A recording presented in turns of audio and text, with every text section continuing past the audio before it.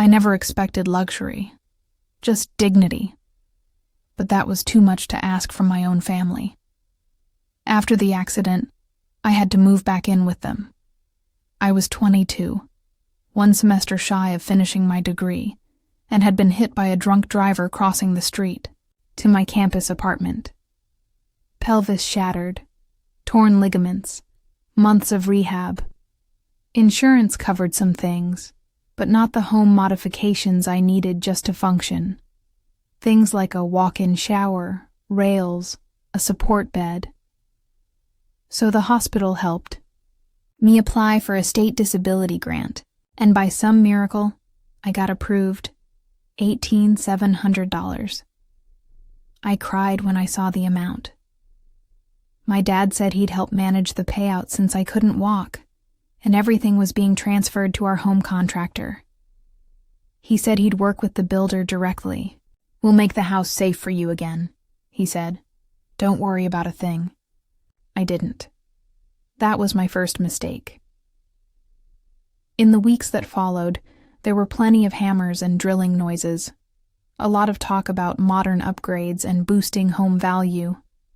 I asked about the handrails and wheelchair ramp. My mom waved me off saying, "They're handling it, and just rest." I tried not to seem ungrateful.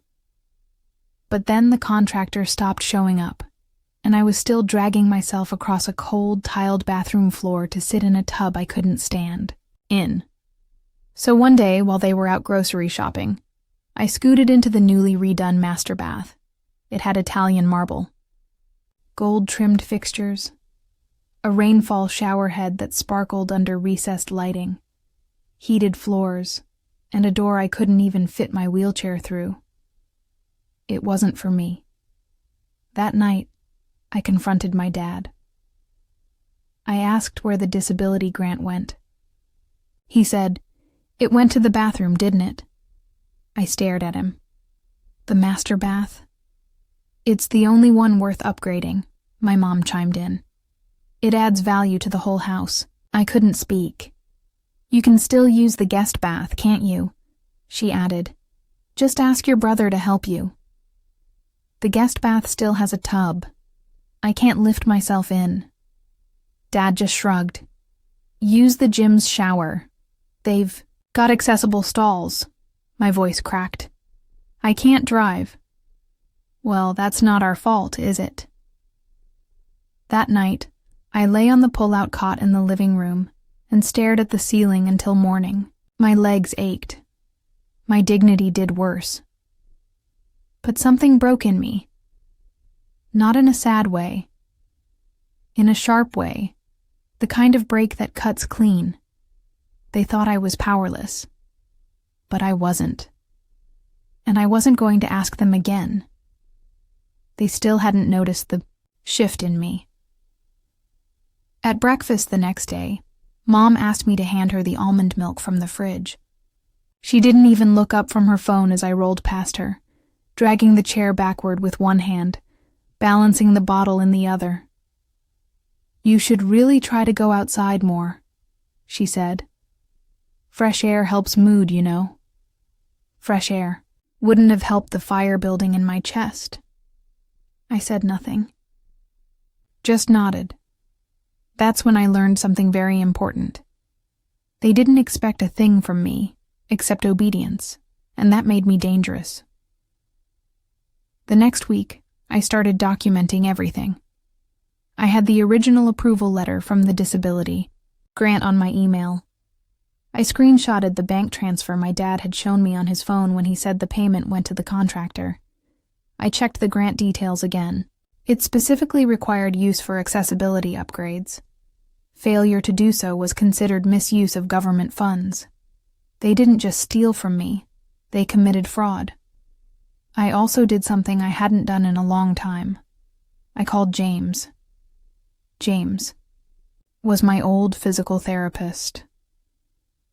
A kind man, barely older than me, who'd stuck around during the worst of it, and who I cut off after moving home because I didn't want him to see me like this. But when I told him everything, He didn't hesitate.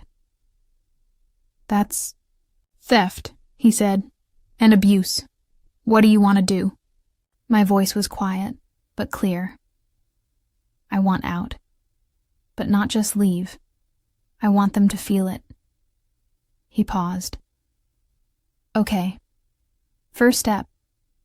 Reclaim your control. Can you access your own medical and insurance info?" "Yes."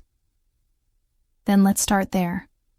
I began by quietly reactivating my university records. I had 1 semester left on a disability deferment, and if I re-enrolled now, I'd qualify for accessible housing on campus. I also called the grant office. They told me, as expected, that the money was legally mine, even if my dad had managed it. If he spent it improperly, they would pursue repayment. "Di, you want to file a formal misuse claim?" the woman asked gently. I didn't say yes. Not yet. But I asked her to email me the form. A week later, while my parents were out celebrating my brother's new sales job, I made my move. James picked me up in his van. We packed my things, just the essentials, and drove straight to the university housing office. They'd already approved my documentation. My room was tiny, but it had a real walk-in shower, bars by the toilet, and a bed I didn't have to crawl into sideways.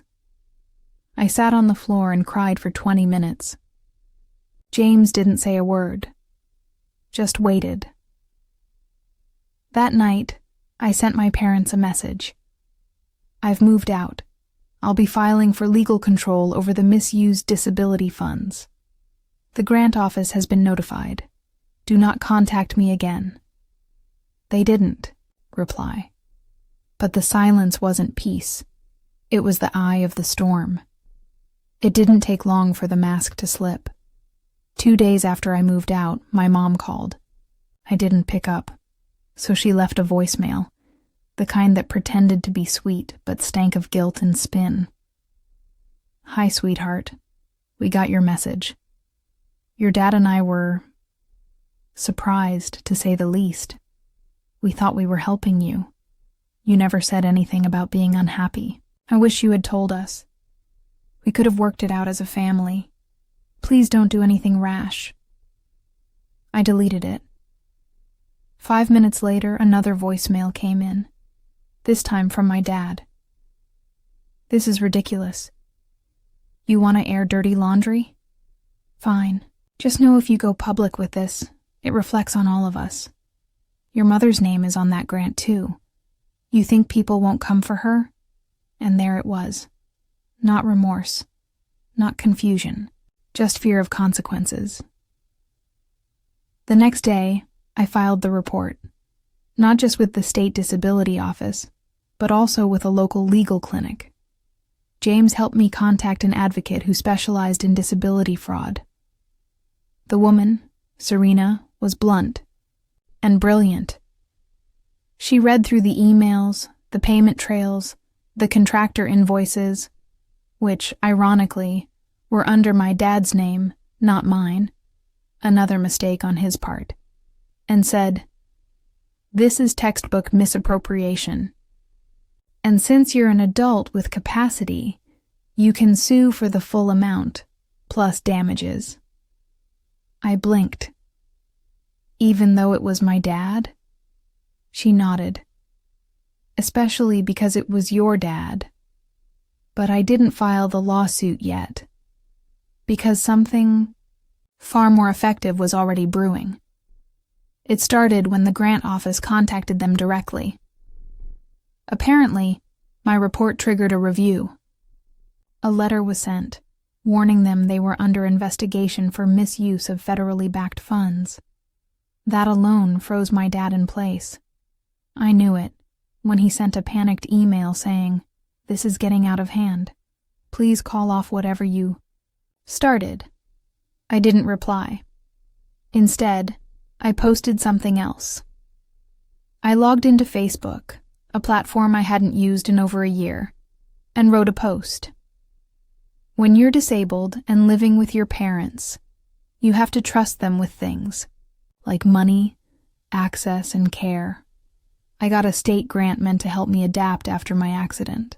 Instead, my parents spent it on a luxury master bath they won't let me use. They told me to shower at the gym. I've reported the fraud. I'm living independently now. But for others in my shoes, you're not crazy. You're not selfish. And you're allowed to say no to family who treat you like a burden. I didn't tag them. I didn't have to. The post spread faster than I expected. Former classmates, old friends, even one of my old professors commented. "This is heartbreaking," one wrote. "You deserved better," another said. My inbox filled with messages from people sharing their own stories. But one comment stuck out. "I'm your cousin. I had no idea they did this to you. I'm so sorry. Want to talk?" That message changed everything, because it turns out my parents had burned more bridges than just mine. And this cousin, she wasn't just sympathetic, she was strategic. Her name was Ava. We'd only met a few times.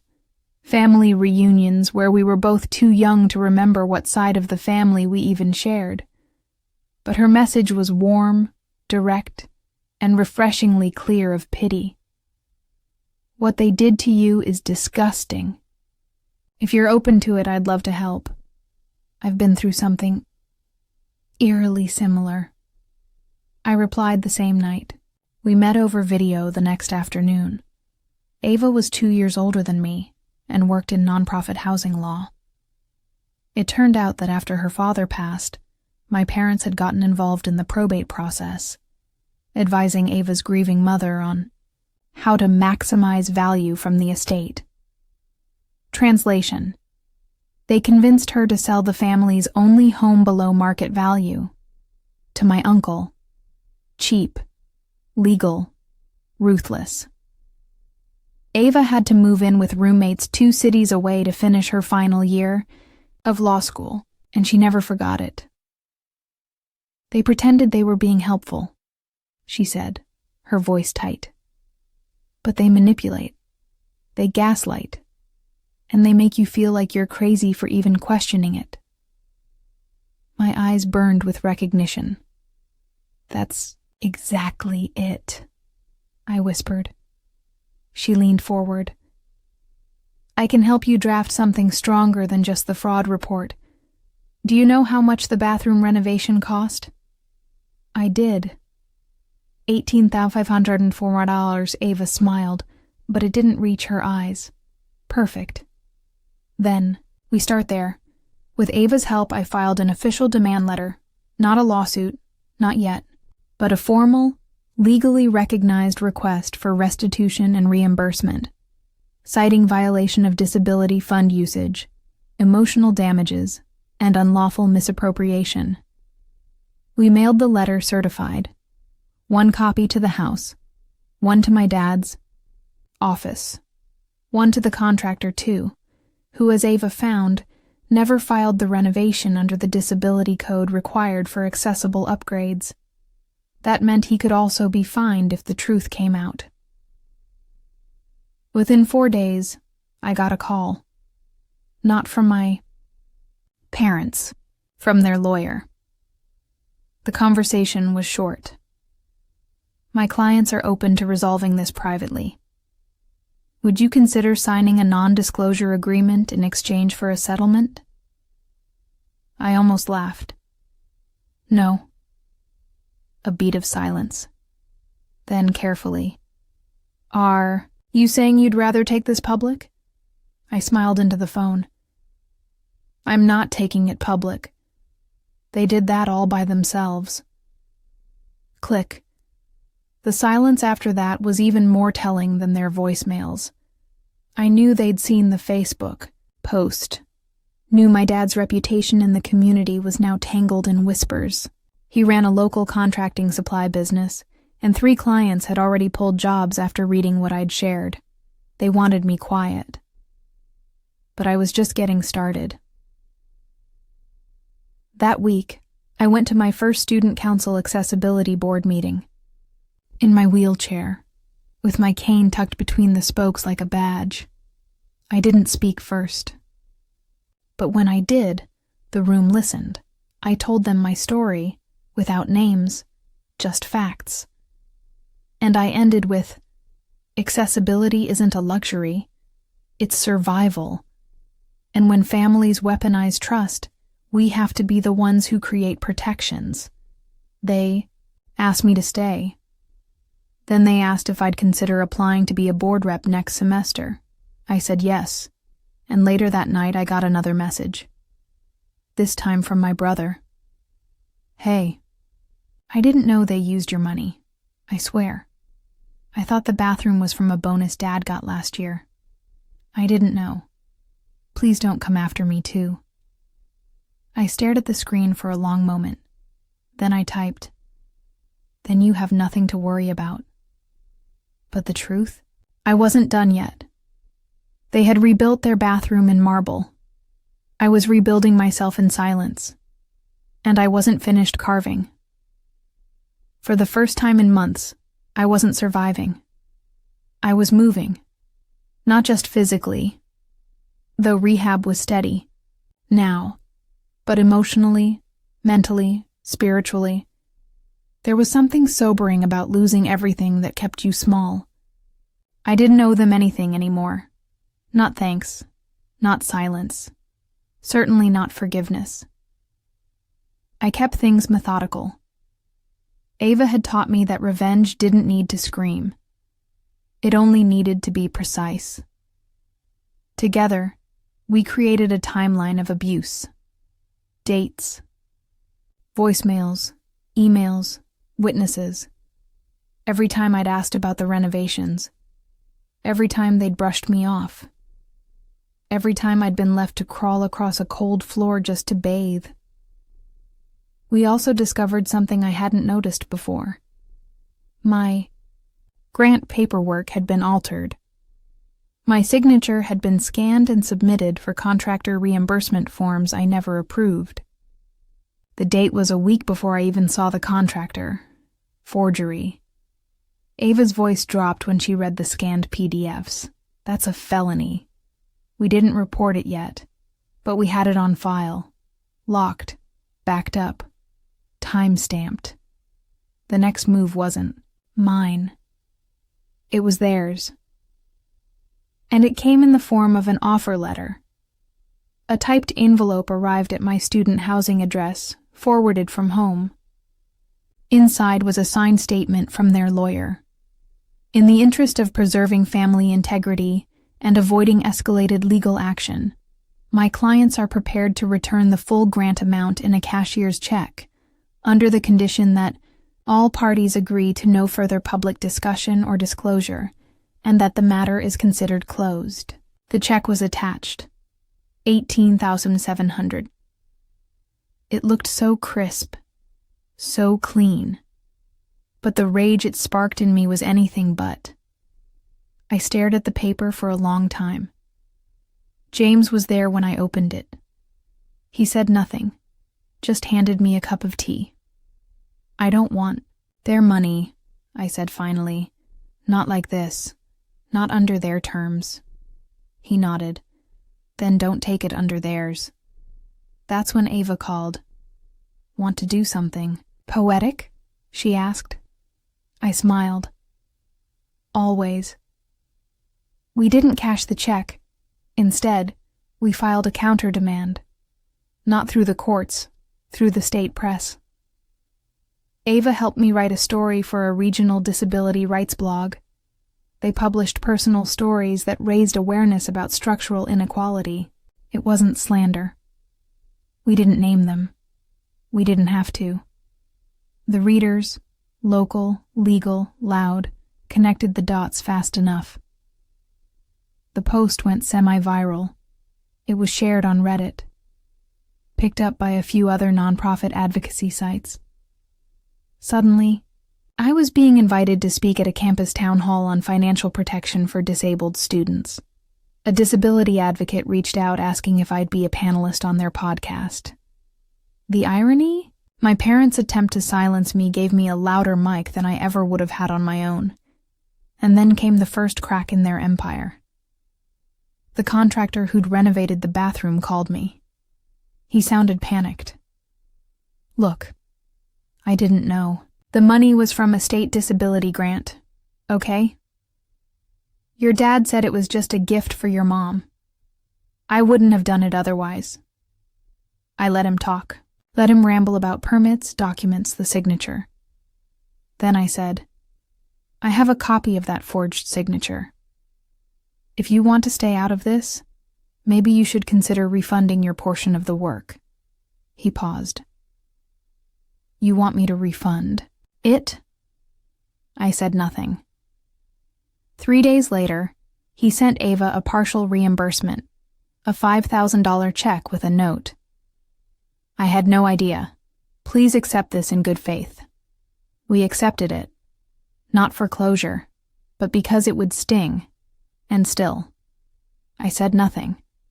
To my parents, no response, no letter. No thank you.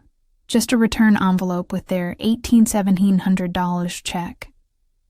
I didn't write anything inside, just stapled a printed copy of the blog post to the check, folded it, and mailed it back. Let them read it, let them sit with it. Because I wasn't done. I hadn't even gotten to the good part yet. No call, no message, not even a half-hearted apology cloaked in guilt. But I knew they got it. The tracking confirmed delivery. And 2 days after that, my father's name disappeared from the leadership page of his company's website. I didn't know if he stepped down or was pushed out. I didn't care. Let them drown in the quiet they once weaponized against me. I focused on healing. My body was still rebuilding. My gait was shaky, and I needed the cane for longer walks. But I could move freely through the dorm, take long showers without pain, cook without being watched. Freedom, it turns out, smells like soap you picked out yourself. Like dinner reheated at midnight, because no one's telling you to eat with the family. Like silence that belongs to you, not pressed down upon you. James helped me finish my physical therapy goals. Ava cheered me on through every step of reclaiming independence. And in the background, I stayed busy. I applied for disability advocacy internships. I submitted a proposal to the Student Rights Committee about creating an accessible housing oversight board. I even got a part-time job as a peer counselor for other students navigating post-trauma recovery. But I didn't forget.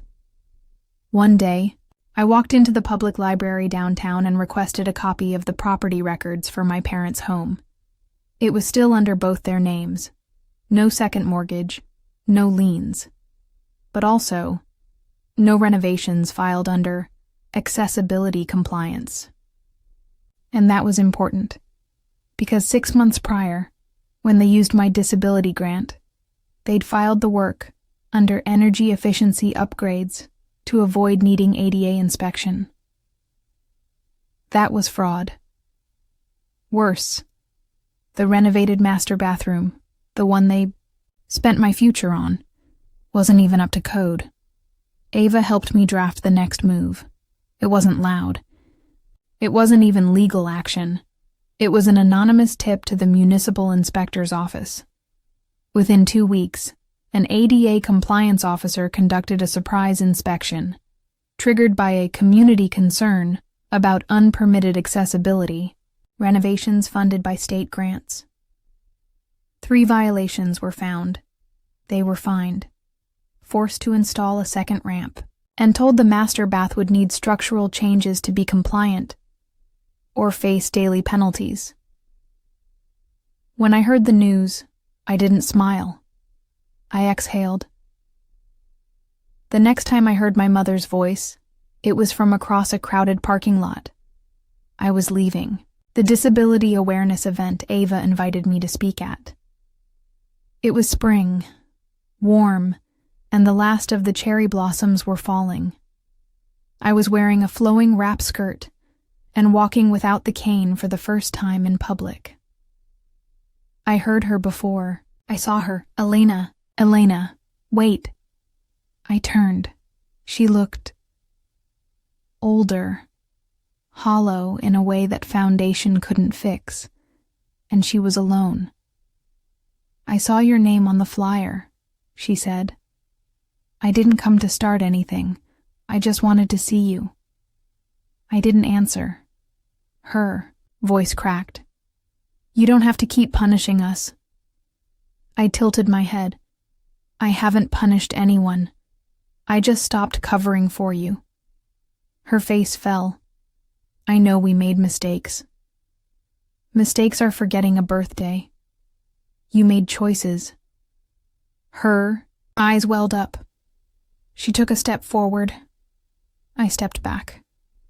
I don't owe you forgiveness, I said quietly, but I hope you live long enough to regret what you did.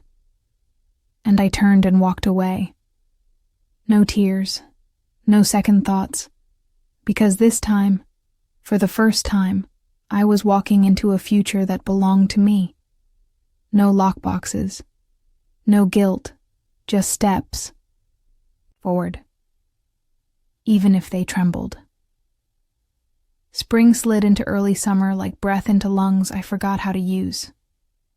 Everything felt sharper, not painful, but clear. Like I was finally inside my own body again. The last thing tying me to them, even emotionally, was the fear that maybe, just maybe, I'd become the version of me they saw. Bitter, broken, small.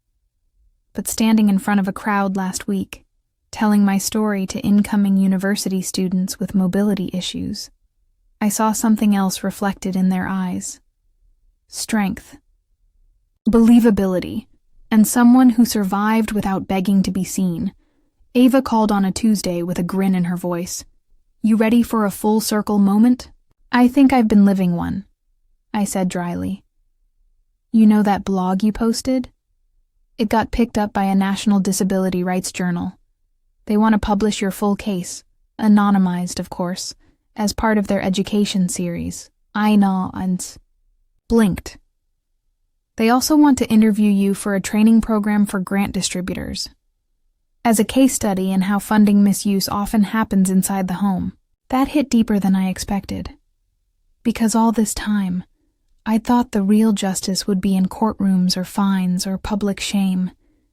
But maybe it wasn't about revenge anymore. Maybe it was about replacing the system they manipulated. That same day, I got a notification on my phone. My brother had posted engagement photos. They were in the backyard, the same house. The marble patio in the background that hadn't existed before the renovation. The caption read, "Can't wait to celebrate here with everyone we love. Fall wedding incoming." The next morning, I received a formal envelope. Wedding invitation. The front was generic. Pastel script and gold foil. But the RSVP card, handwritten. We know things have been tense, but you're still family. Please come. It would mean a lot to all of us. No signature. But the handwriting was my mom's. I didn't laugh. I didn't cry. I just stared at it for a while. Then I slid it back into the envelope and tossed it in the shredder. Instead, I booked a train ticket, not to their town, to Washington, D.C. The National Disability Conference was in 3 weeks. I'd been selected to speak on a panel called Invisible Theft, When Caregivers Become Gatekeepers. They were flying me out, covering accommodations, and listing me as a featured advocate. I printed the flyer and stuck it on my wall, right next to my hospital. Discharge summary. One was how they left me. The other was where I was going. I moved into a new apartment that month, fully accessible. Hardwood floors, a walk-in roll-in shower with a teak bench and rainfall head that I installed myself. The walls were light sage. The air smelled like lavender. and not once did I think about how much it cost. Because I used the $5,000 from the contractor to pay the first 6 months up front. No guilt, no hesitation, only freedom. James helped me move. As we set the last box down, he turned and said, "You know what's wild? You never raised your voice." I smiled. Didn't need to. He looked around the apartment, nodding. "You think they'll ever realize what they lost?" I leaned against the doorway. "I think they already do, but knowing them, they'll spend the rest of their lives renovating things that don't fix what's broken." And that's when I knew. I wasn't just free from their house. I was free from their story. I stood behind the curtain of the ballroom, nerves tingling like static under my skin. The air inside the hotel was cool, the lights low and professional, the kind that makes everyone look a little stronger, a little steadier. My cane rested against the side of the stage, more symbolic than necessary now. I still needed it sometimes, sure, but not today. Not for this. Today I would stand. The moderator's voice echoed through the hall. Next we welcome Elena Merrick, a survivor, an advocate, and a voice for those navigating invisible exploitation. Her talk is titled, "They Called It Help: When Protection Becomes Control." Applause rose as I walked out. They didn't know the whole story. They didn't need to. They saw a young woman who had been torn down by people who claimed to love her, and got back up without asking them for permission. I told them about what happened, not with shame, not with rage, just facts. Facts that bled into emotion, yes. But with every sentence I felt lighter. I spoke about the misuse of trust, how dependency becomes a weapon, how isolation isn't always about location. It's about power. I told them about the floor I had to drag myself across, the accessible bathroom with doors too narrow for my chair, the silence that was supposed to keep me quiet forever. Then I told them how I fought back. They tried to make me small, so I got louder, not with screaming, but with documentation, boundaries, advocacy, and truth. I paused. I don't want revenge.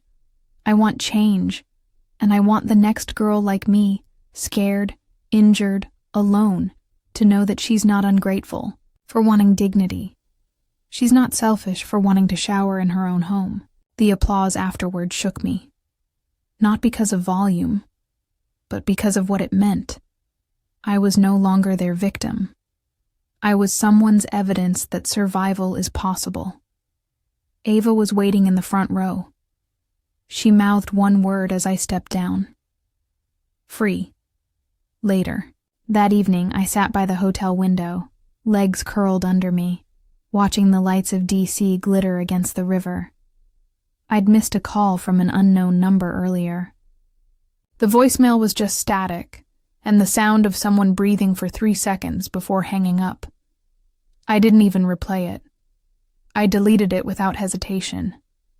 Not because it hurt, but because it didn't matter.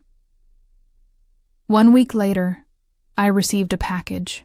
In the mail, no return address. Inside, a stack of photos. My brother's wedding, taken in the backyard. The same tiles. The same vanity lights from the master bath glowing behind the glass doors. But in the corner of one photo, barely visible, was the new ramp the city had forced them to install. Ugly, clashing with the decor. Functional, compliant, ironic.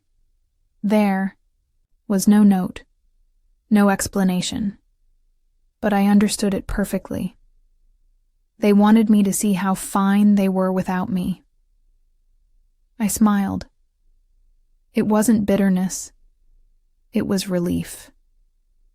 They could keep their glass walls and brittle pride. I had sunlight and floors. I could walk across freely. I took one last look at the photo, then tossed it into the shredder.